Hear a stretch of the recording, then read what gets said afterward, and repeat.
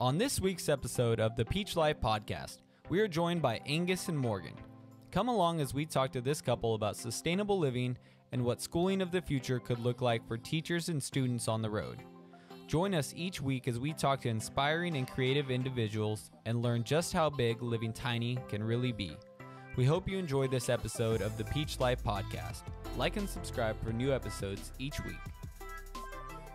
I would love to ask you guys, you're just kind of where your story started with, even from maybe even before, the getting the RV and renovating it and getting on the road, what maybe led to that, So it actually just kind of like fell into my lap. The bus did, mom had it. She had it for years, and then she just kind of left it in Oregon, and then she was going to sell it, and she was on her way to go sell it, and she asked me if I was interested, and I was like, I'll go with you to go check it out. And then I saw it again. I didn't know what kind of shape it was in. It was a mess. It was in real bad shape. The vents had been broken for a couple winters, and just outside of Portland, so it was like tons of water damage. But I was like, yes, please. Like, it sounds like a fun project. Yeah. As long as the outside is good. I mean, a lot of times I know it can be scary and intimidating when you see mold and rot and all kinds of that stuff. But if you do gut it all the way out, you can, you can definitely rebuild. But so that's good that you guys were able to get get a good deal and find it in a way to kind of build from there. Yeah, I don't know if we would have ever sought out this, right? Like, it wasn't on our radar, but once we saw it, we've always been kind of interested in like flipping homes and renovating things. So I think we kind of saw this as like our first opportunity to, work on that. Yeah. But when we got it, Angus gutted it fairly quickly, and then it kind of sat around for a few years. Yeah, well, I was pretty busy with work too. I was like managing a farm at the time. And so I was just like, in my free time, I was going and working on it and tearing things out.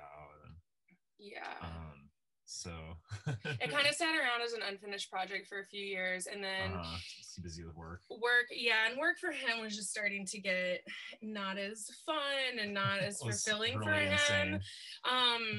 So, and he always kind of had this like desire to go back to school, and I had a desire to leave Humboldt. So,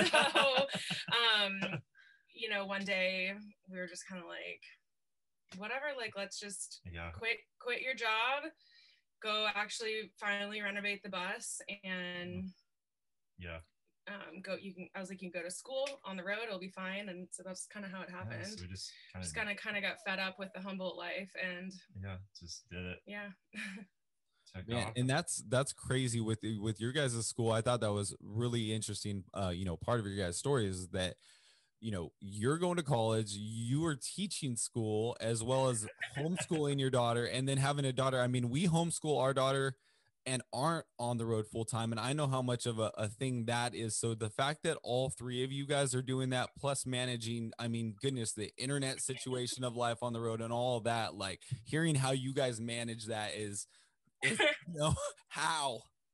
It's actually been easier than I thought. And she actually is not like full-time homeschooled. Right now we're kind of she's only 5. She turned 5 in October.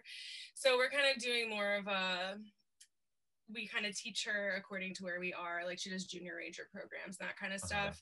Next year though, we're going to have to get hardcore on the homeschool stuff, because it will be like legally required of us to do that.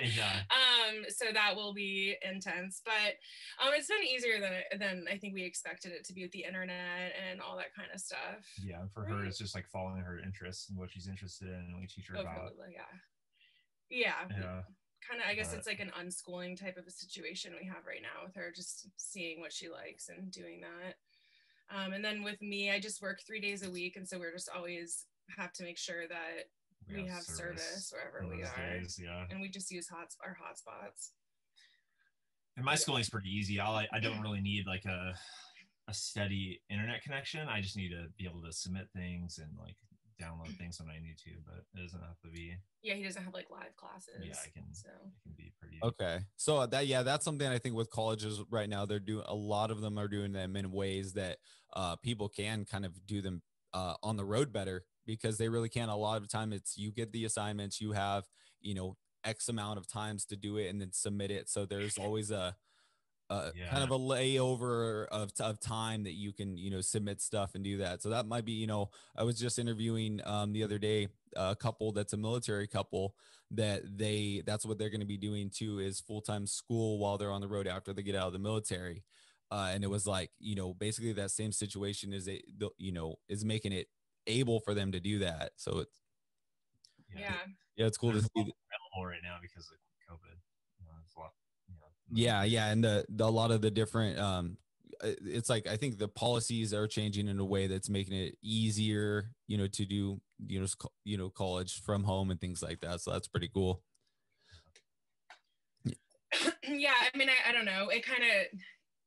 The COVID thing did kind of like help him out for school. Yeah, there's a lot more classes. Yeah, it was pretty limited before. My job too picked up a lot because I just teach. I teach on OutSchool, which is an awesome resource for people right now, homeschooler or not homeschooler. But my classes picked up a lot once COVID happened, because parents needed to do something with their kids at home. So and that gives the families, probably a lot more families, the ability to get out on the road. And as life, I mean, it takes, I think, everything. It takes, internet availability getting there. It takes, online resources. It takes a lot of different things getting there. But I think a lot of resources are in place now that families can live life in kind of a mobile way a lot easier. Yeah, I think it's become popular this year for sure. I mean, we saw a lot during the summer. It was like RVs everywhere. It's the new way to travel for sure. Yeah, you can still be active and do things and be isolated. Yeah, somewhat. Yeah, at the same time.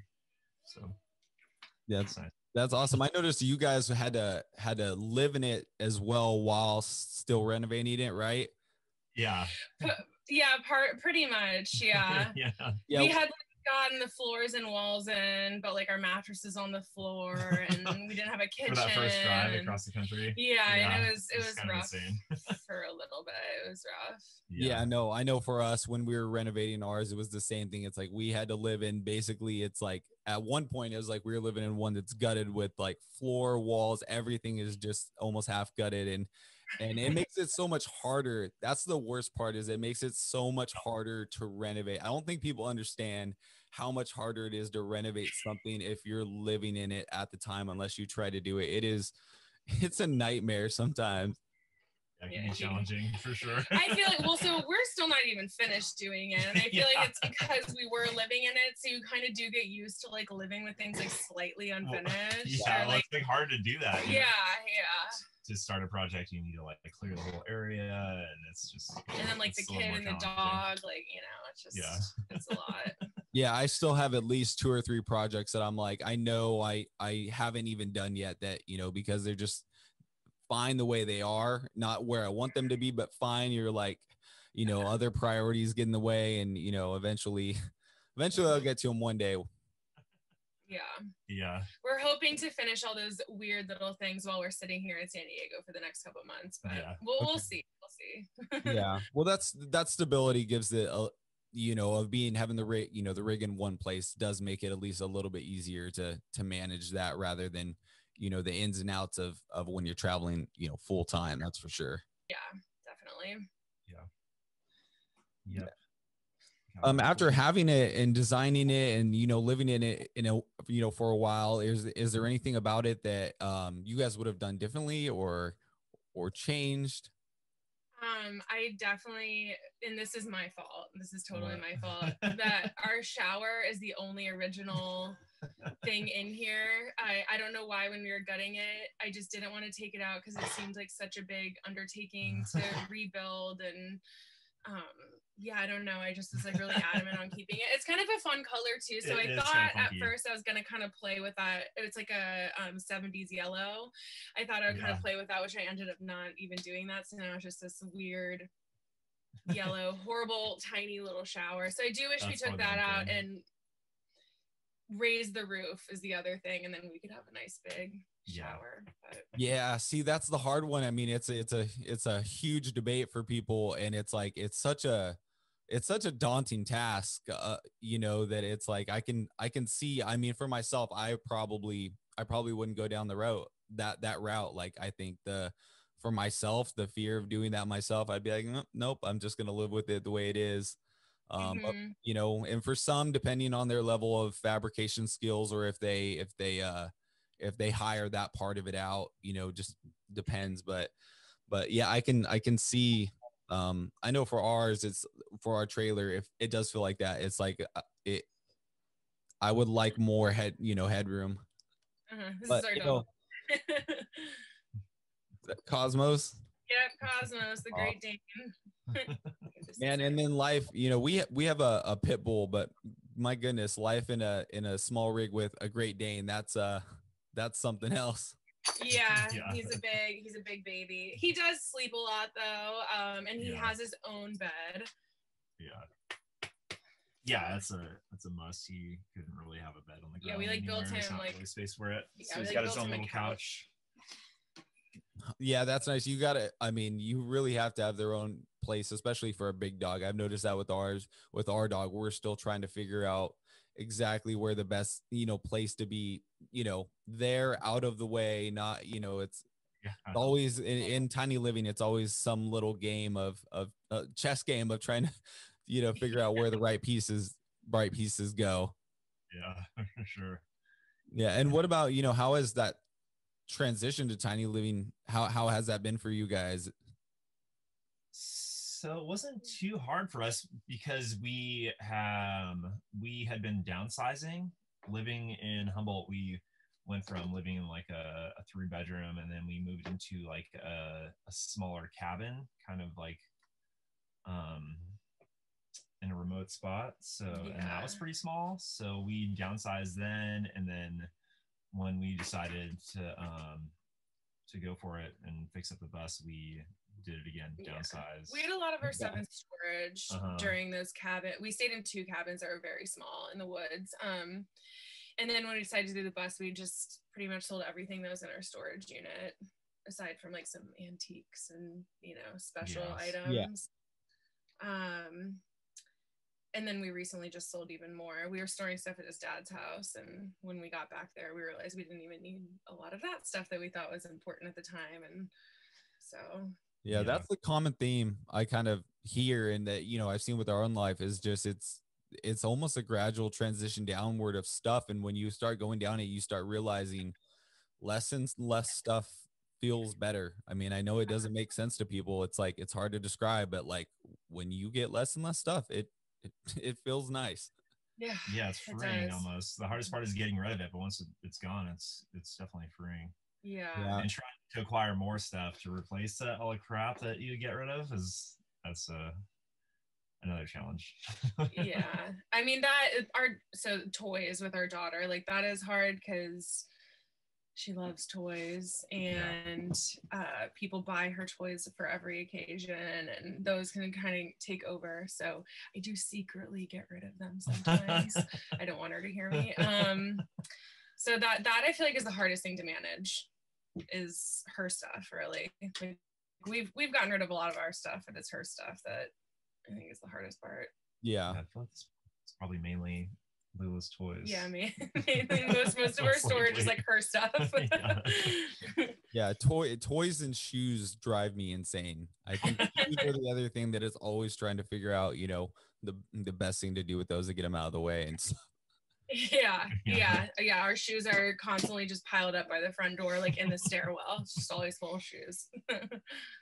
Yeah, always seeing, like, I love seeing when people have, like, especially like people have YouTube channels and stuff, people that have really good, like custom tips, or like a custom idea that works so great, like that, where it's easy for other people to kind of like follow along and have like good ideas like that. Yeah. We need to do something better for our shoes for sure. Yeah. We'll have a spot for them once I finish this. Yeah. Put that on the list. Yeah. Yeah, with you guys when you're traveling, did you guys do a lot of boondocking or um campsites? What was your kind of method of travel? So we did a mix. If we found like a good boondocking spot, we would stay for a couple days. But we don't have a solar system yet. It's in the works, so we couldn't stay off grid too long. We Okay. stay a couple days. And like because of our refrigerator. Uh-huh. Which sometimes we would stay off maybe too long, and then Yeah, a couple of times we had to get rid of our food. everything. But because it is fun boondocking and we do like doing it, but I would say 2 days is probably our limit just without the solar system. Yeah, once we do that, we'll probably mainly be doing boondocking. Yeah, I would like to mainly do. Not that RV parks are cool sometimes. You know, they have laundry facilities and So that's cool.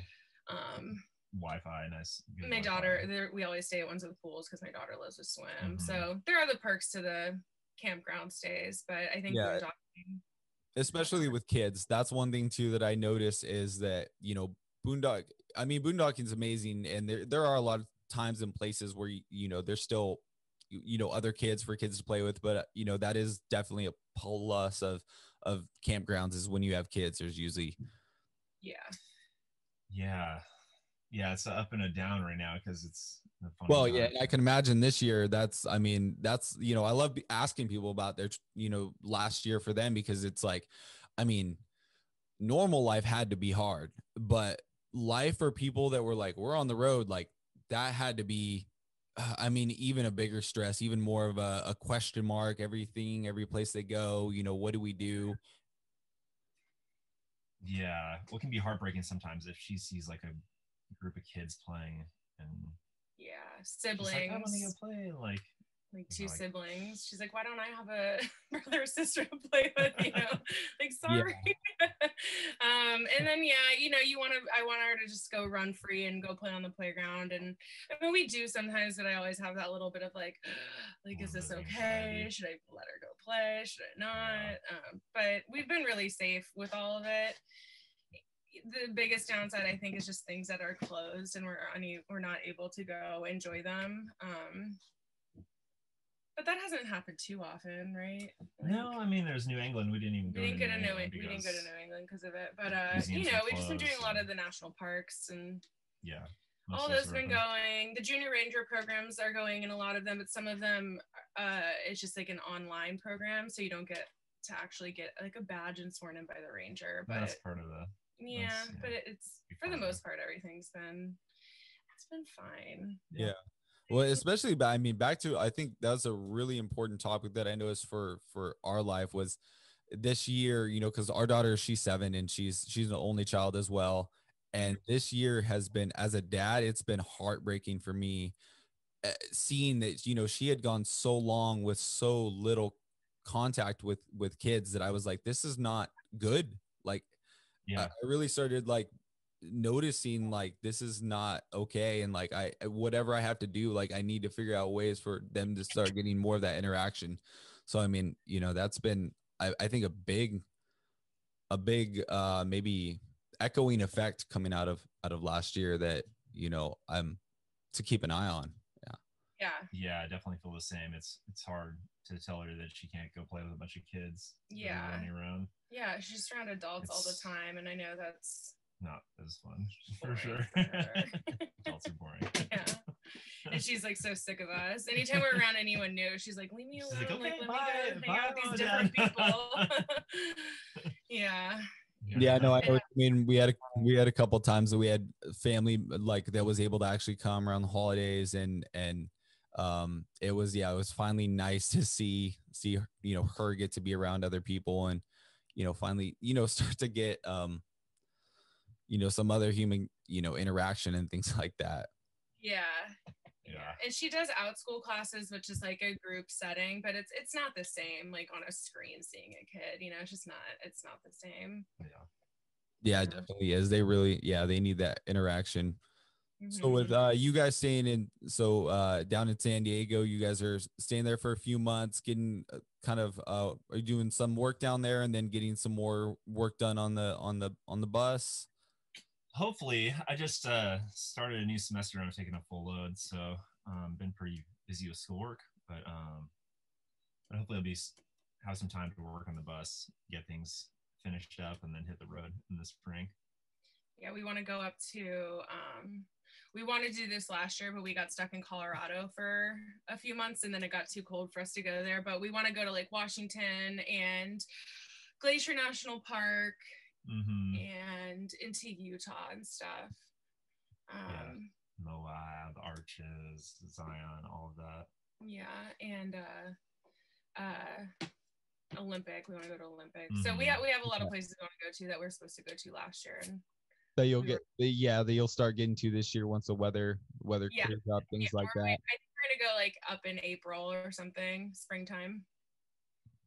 Okay, yeah, that's nice. You know, that's one thing that's I find fascinating, and one of my favorite parts is that freedom to kind of move back and forth to follow the weather. I mean, with you guys being down there, like with living in Palm Springs for so long, you know, you get used to the snowbirds, the people that travel. Most of them are from Canada, but live down there.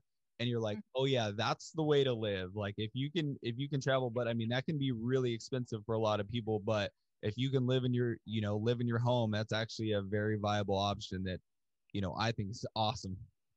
Yeah, it's pretty nice. It is nice. Although we did experience some snow this year in Colorado, but that was good. It was good for just a little bit, but then it felt good to be able to leave. Chance to go snowboarding and he got to go snowboarding a couple of times, and then we left.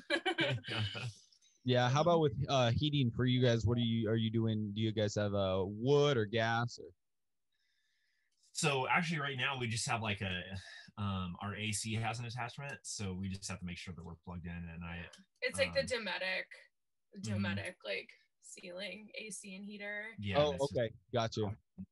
Yeah, so that's pretty much it for now. I plan to like install some units into the propane system, some heaters, because there were a few in here when I tore everything out, but they were just in bad shape, so I ripped them all out. Yeah. See, that's with the older ones, it just makes a lot of sense to just rip that old stuff out and just put in a new one. And do you guys run that just off batteries and then it's able to charge back up through the engine, or do you guys run a generator?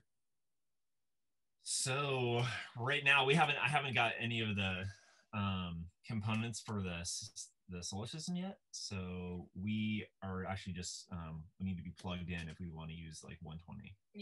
So like we were boondocking when it was snowing, we weren't able to because we would have froze to death. So we had to find a campsite or something like that, and we did have a generator and it recently went out on us. Oh, so, yeah. But yeah, no, that's exactly this like where we're at too, is that if we didn't have shore power right now, we wouldn't be able to run it for very long till you got over to another one, until we get our system in as well. Yeah. So it's always kind of I feel like for me it's becoming more and more of a race to get that on there, because you really can't, your freedom and limitation to travel is really limited when you don't have that. That is, you know, it's becoming more and more aware and relevant how important it is to have, you know, a good solar system. And you know, luckily they're getting better and better you know, every day, so that's an awesome part of it. Right. We can't wait to get it. And be fully self-sustainable. That'll be a game changer for sure. I was gonna say with the solar system, you know, and I've had this conversation with some of the other people on the podcast, is it is one of the scarier things. Like I mean, a roof raise and the solar system are two of the scarier things that I can think of doing with any rig. And so it's, you know, there's a lot of components. It needs to be done right. You know, a lot of the stuff you get one shot of doing it right. You know, so I can see, you know, the just wanting to do it right and getting all the right gear and things like that. The right gear for sure. It's such a big investment. You want to make sure you're getting this the right stuff equipment. that's going to work best for you. And at a decent price. So yeah, he has a hard time committing to like, I feel like buying, like, this is the one, we're just going to buy it, take the leap. Yeah, because I don't want to have to read you anything. I want to get the right components and all that. Yeah, so. It's a big investment, that's for sure. I mean, it's one of the biggest investments you're going to make. I mean, luckily that there's a lot of good resources out there now, a lot of different channels that are like, will go super in depth of like every part of it, you know, have like full, you know, 5-part series about every step to do it along the way. So luckily there's, you know, more and more resources for people to use to, you know, feel a little more comfortable. I mean, half the things that I've done, I wouldn't have done unless I watched a video of somebody else, you know, right before. Yeah, YouTube's a great resource. Yeah, so. I mean, he did all of this himself, like everything, and we've never done anything like this before. And I think YouTube, and you did read a lot of books too, sure, but I mean, yeah. So not much construction experience or anything like that for either of you guys before this. It was just learning on the fly. Whole lot. I mean, I've built like greenhouses and garden beds, but nothing like having built a house before. Yeah, my dad is a contractor, so I feel like we would call him up every once in a while. And when we were putting our kitchen together, we lucked out because we were at my parents' at the time, and their neighbor is a Finnish carpenter, so he was able to help guide him in. Because he built all the boxes and the fronts and everything for all the kitchen. And stuff, so my parents' neighbor was able to help like guide him in that, which was huge. Like I feel like you popped up the kitchen walls real fast because he was helping, or my parents' neighbor was helping him that day, and it like went up really quick. Where if he did that like by himself, it probably would have taken a little bit longer for sure. Yeah, definitely. That's a common theme I've heard from people is that when it comes to building anything tiny like this, like 2 people make so much difference in how fast, you know, things are able to go up. I know with the studio that we're in here, I had to build it by myself because my wife had broke her arm, and I know we would have built it so much faster. Like, I can't even imagine how much faster if she was able to help me the whole time over just, you know, only me being able to do it. Yeah, it does make a difference. Yeah, definitely. I love with the live edge wood all over the place. I love that you guys used it. We're able to get it, you know, at a deal and able to use it throughout the whole thing. It looks so good. Yeah. I actually just traded some fruit trees for like because we didn't need our fruit trees anymore since we were like going to be living on a bus, so we had like 5 of them, and we gave our fruit trees to our friends, and they let us come mill all this wood, like so much wood. It's had a big like Alaskan mill, just basically like a chainsaw on a track. And that's one thing I love is when I see people that get good deals out there. Like, I like pointing people to resources to, you know, in ways to look like when you're going to build something, there are a lot of ways that you can save a ton of money, you know, whether it's finding old repurposed stuff. I love Habitat for Humanities are like the coolest stores. If you guys know of those. I mean, I like, you know, have gotten so many things for like incredibly cheap deals. So, and, you know, whether it's, you know, Craigslist, Facebook, you know, marketplace, like I just like seeing when people, you know, just kind of if you just use a little bit of time and resource, you can find really good deals on stuff and find ways to, you know, save money here or there. Or just find some raw materials, like a down tree or not everyone has a mill though, is the thing. But I mean, we really scored. We also acquired like a lot of redwood that we use throughout the bus too. So I feel like a lot of the wood in here, besides like the walls and stuff, we got for free. Which was a huge. That's a huge plus. And I mean, anybody that's ever looked at live edge wood knows how stinking expensive it is.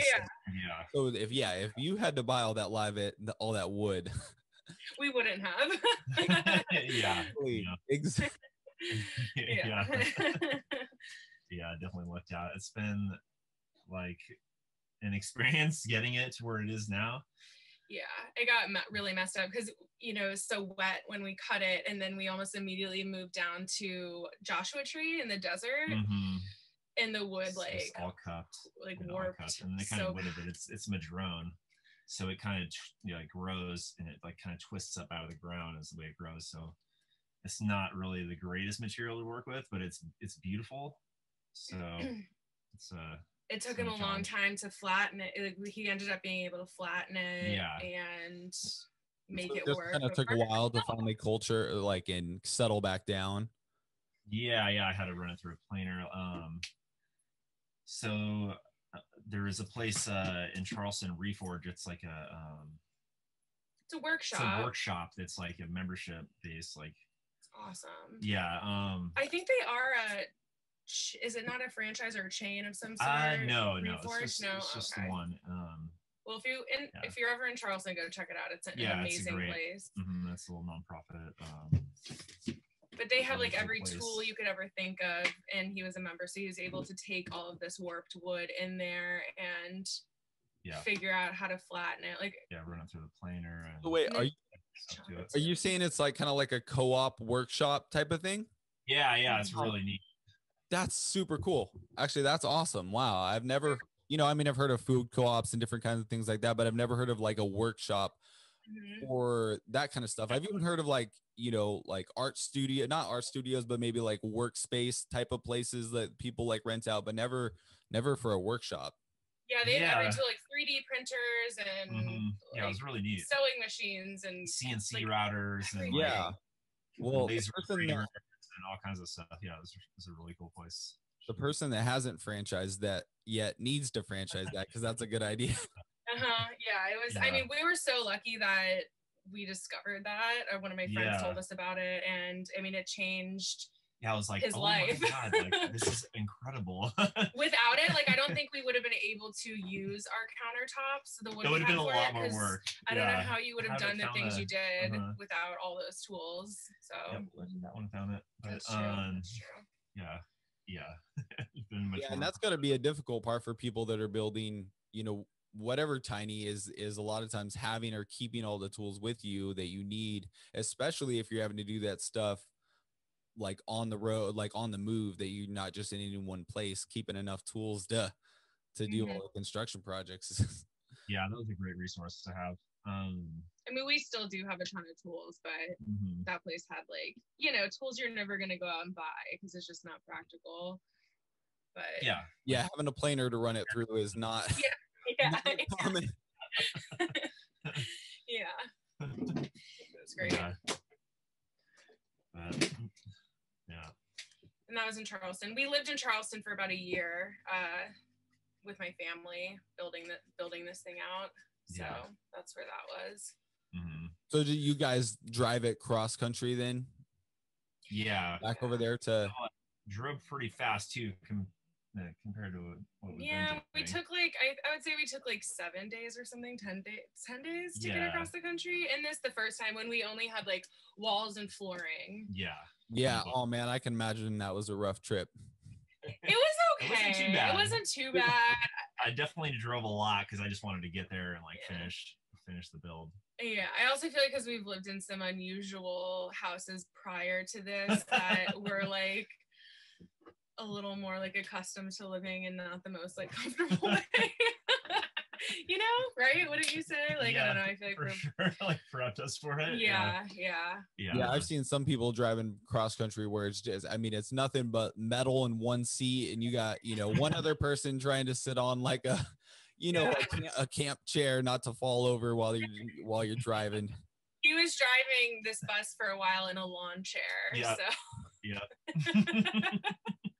It's horrible. My mom was so mad. Yeah, she was. Not anymore though. We don't have a lawn chair anymore. Yeah. Oh my goodness. Awesome. Pretty ridiculous. Yeah, I mean, you do what you got to do for sure to get the job done, and and when you complete a project, you're like, well, I guess it was all worth it in the end. We got here, we made it. Yeah, for sure. So with your engineering degree, what do you kind of plan on going in and doing with that? So I have an idea of like what I want to do. The way I want to get there, I'm not sure of yet, but ideally I think I will want to be like designing and building like eco villages. So so I'm not sure, like I'm still trying to decide like what course I want to take, or like if I want to be a civil engineer or structural engineer, environmental engineer. Okay. What would you say is the medium you're going for? I mean, I can, I think of like the Earthship. I mean, I think of like a lot of different types of things off the top of my head, the kind of eco ships, different like materials of, working with. Yeah. So yeah, I want to build like energy, like passive houses or energy plus houses, like an Earthship, something that's fully self-sustainable that'd be great. It like works with the environment. Yeah, well, it's not a detriment to its surrounding. It's actually improving its surrounding, so it's more of a regenerative situation. That's awesome. I think, with us, knowing that homesteading was kind of where we were leading up to, I love that idea, and just seeing like what is out there, what kind of ideas, and are the best ways that people can live in a sustainable way, on their own property. I mean, to me, there's nothing better than that. Yeah. Yeah, it's exciting. I'm excited to see what it'll do. Yeah. What he learns, Yeah, like here at the rancher thing, I think I might build an Earthship here for my friend's son, and yeah, that's awesome. I was trying to do more stuff like that, like we drove through Taos, and we were going through New Mexico and stopped at Earthship Biotecture, checked out all the Earthships there. Yeah, awesome. They're beautiful. Pretty inspiring. Yeah, those are cool. Those are really cool. Mm-hmm. Yeah, I went to Biosphere 2, just like check it out and get some good ideas. Yeah. What are some of the states that are maybe like right now kind of the best for that are, the most welcoming, accommodating for those, people that are maybe interested in that lifestyle? Yeah, because permitting can be an issue, I think, when you're building an Earthship or something like that. Or but I think New Mexico is getting pretty good, just because people are building a lot of them in Taos. So I think it's a pretty good place to do it as far as like regulation goes. I know I was talking to a guy at the hot springs who did it, and he was wanting to build one outside of Phoenix, and he couldn't do it. The county wouldn't let him because they didn't know how to yeah, they don't know how to permit things. They don't know how to classify stuff. Exactly. Yeah. Yeah, it's definitely a difficult, issue that luckily, I mean, I think places are wising up to it more and more states are kind of, allowing more and more. I mean, I know for us in California, it's like, it's just ridiculous. The idea of doing something like that here is. Yeah, well, we have the Cal Earth Institute here. It's in Hesperia, where they're building like it's like super adobe buildings. Like little domes. They're cool. Yeah, we're gonna go check it out soon. But they've got to be permitting it somehow, or yeah, they probably have some kind of special funding permits or grant. A lot of times you get grants, things like that for special projects, things like that before.